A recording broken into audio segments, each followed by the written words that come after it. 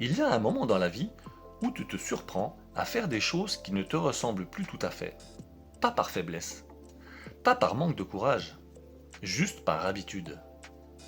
Tu dis oui alors que ton cœur souffle un non timide.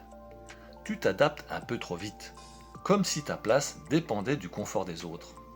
Comme si être aimé demandait de t'effacer juste ce qu'il faut pour ne déranger personne.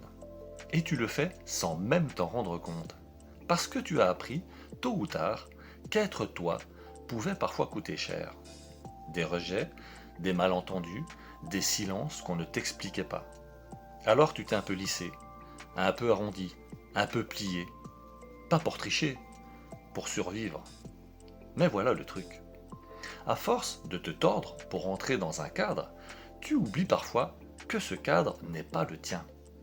Et un jour, tu te regardes vivre et tu réalises que tu n'es plus certain de savoir ce que tu veux vraiment, ni ce que tu tolères, ni ce que tu mérites.